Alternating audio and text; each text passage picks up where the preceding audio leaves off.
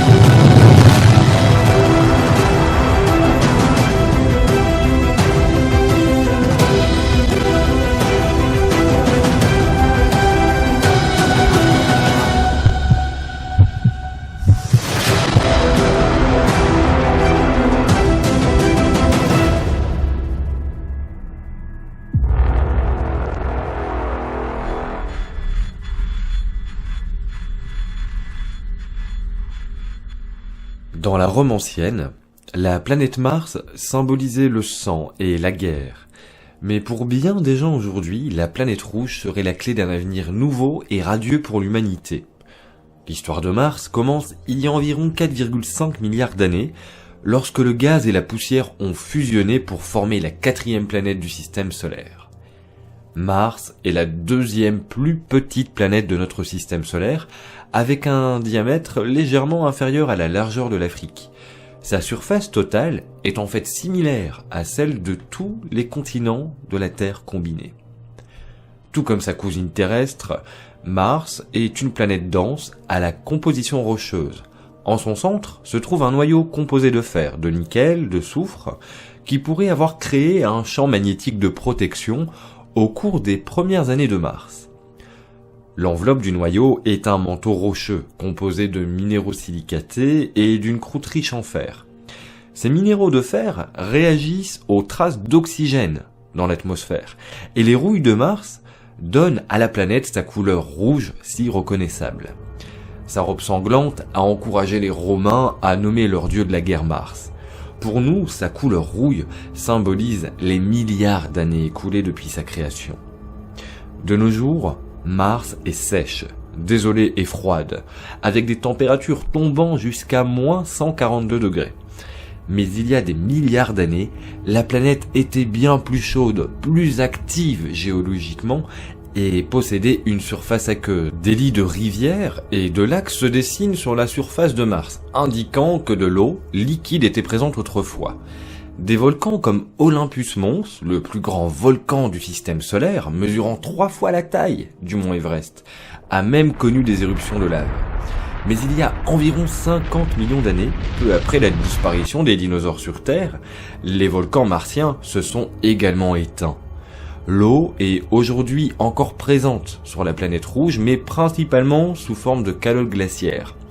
En raison de facteurs tels que la présence d'eau, certains scientifiques pensent que la vie a peut-être existé sur Mars et pourrait exister à nouveau. Depuis les années 1960, des programmes spatiaux du monde entier ont été lancés, des missions sur Mars pour tenter de comprendre le passé, le présent de la planète, afin de savoir si elle pourrait encore accueillir la vie. Le célèbre Elon Musk se concentre lui sur son futur, sans se poser cette question, visant une colonisation sans retour. La vie sur une autre planète pourrait bien être à notre portée dans un avenir proche.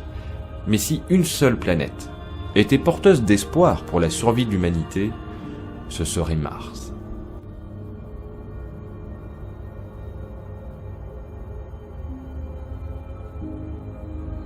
Même si la présence de phosphine nous laisse à penser que Vénus pourrait passer en tête, l'atmosphère de Mars, ses conditions météorologiques y sont plus propices. Même si la planète rouge n'est pas faite pour l'être humain, des suppositions, simulations, projets visent sa terraformation. En bref, il s'agit d'adapter Mars sur plusieurs centaines d'années aux conditions propices à la vie humaine. Le procédé ayant le plus d'adeptes serait la panspermie, ou plutôt ce que j'appellerais l'humaspermie, qui consisterait à approvisionner la planète en algues et composés terrestres pour raviver son atmosphère. Le voyage vers Mars porte en ce moment et plus que jamais son intérêt à travers le monde. Des rovers tels que Curiosity ou Perseverance ont été envoyés vers la planète rouge par tous les continents du monde, ou du moins en association avec les agences spatiales, mais aussi grâce aux 6 entreprises du milliardaire Elon Musk qui prouvent un peu plus chaque jour qu'il est capable d'aider la NASA à aller sur Mars grâce à son vaisseau Starship et ses réacteurs super puissants. Et c'est cependant, même avec toutes ces possibilités, un réel défi d'aller sur Mars. Pourquoi, me diriez-vous ? Difficile à relever car en effet, il faut tout d'abord prendre en compte le temps du voyage, entre 6 mois dans le meilleur des cas, et 2 ans, mais également la difficulté d'y faire atterrir un vaisseau. En effet, il était plutôt facile et pressé, face à la concurrence de la conquête spatiale, de poser un engin sur la Lune, mais la gravité sur Mars est beaucoup plus forte. Par conséquent, l'amartissage sera beaucoup plus difficile. Mais malgré ces difficultés, il est primordial que nous continuions nos efforts afin de nous poser le plus rapidement possible sur la planète rouge. En effet, le climat terrestre devient de plus en plus vite toxique. Nous polluons et nous surconsommons, surexploitons les ressources de notre planète. Et même si nous arrêtions toute activité industrielle, prenons pour exemple un confinement radical universel, autant économique que sanitaire, il faudrait plus de 10 000 ans à la Terre pour redevenir comme elle l'était à l'ère pré-industrielle.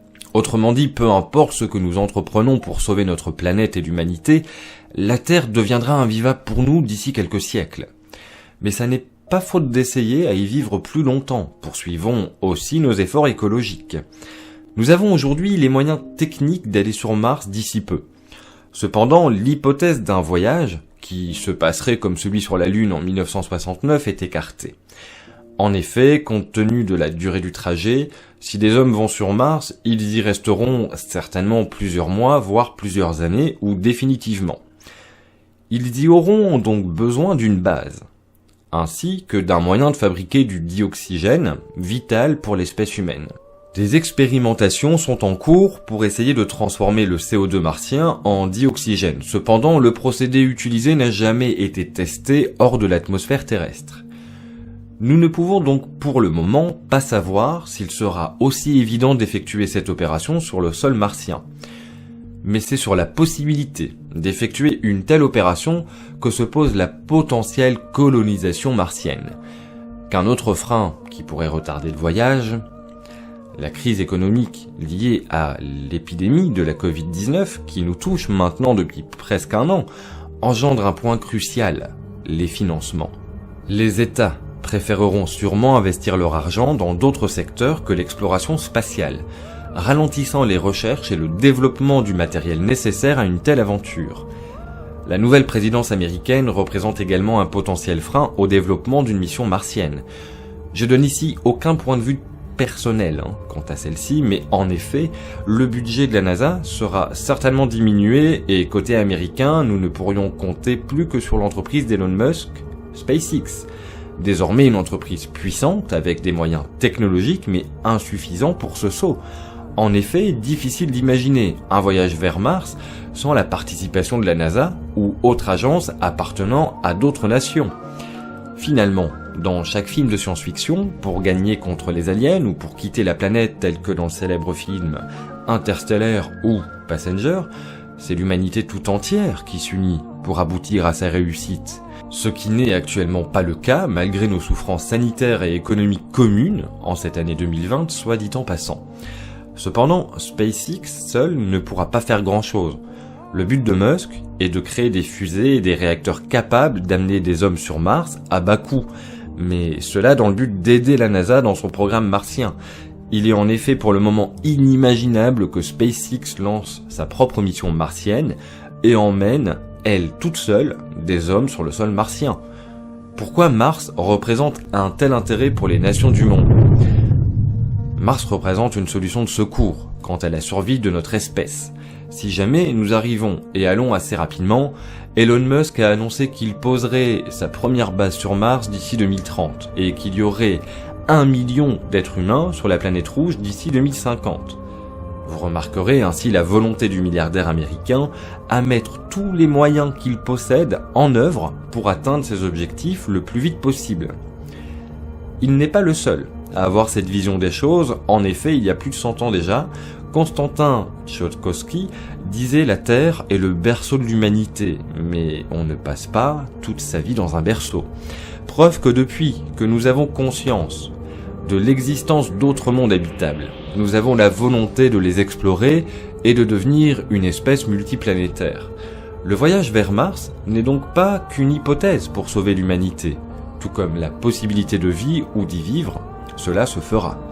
De plus, c'est confirmé depuis longtemps, de l'eau liquide s'écoule dans les ravines et le long des parois des cratères à la surface de Mars, renforçant le mystère autour de l'existence possible de la vie sur la planète rouge.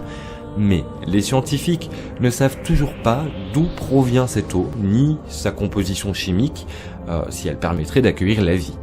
En 2026, la NASA devrait placer en orbite autour de Mars une structure composée de modules inhabités et de panneaux solaires. Les premiers êtres humains rejoindront cet avant-poste 2 ans plus tard pour fonder ce que l'entreprise appelle le Mars Base Camp, un laboratoire et habitat spatial pouvant héberger 6 astronautes qui servira de porte d'entrée vers Mars pour les futures missions. Finalement, malgré des difficultés techniques qui le représentent, ce rêve d'homme martien se rapproche un peu plus chaque jour de son accomplissement. Ce n'est plus simplement un sujet de science-fiction. De plus, il y a un moment où cela deviendra pour nous une question de survie. Étant donné que la Terre devient rapidement invivable pour nous, car nous la détruisons petit à petit, nous devons prendre au sérieux l'hypothèse qu'une colonisation martienne, avec pour but de sauver l'espèce humaine, et je suis honnêtement pas contre l'idée de contempler un coucher de soleil bleu, tout en admirant les 2 satellites de la planète, Phobos et Deimos, passer quand bon leur semble dans le ciel étoilé. Or cette vidéo vous semblera sans doute incomplète, pas assez détaillée. Il est vrai qu'il y a tant à dire sur Mars que ce contenu pourrait même durer quelques dizaines d'heures. Je reconnais l'excellent travail de Hugo Lisoire quant à ce sujet, et je vous recommande d'aller plutôt visionner ces vidéos. Néanmoins, je dois avouer que Mars est une planète qui me fascine. Elle est facilement observable à l'œil nu, et avec un bon télescope, vous pourrez en prendre des clichés stupéfiants.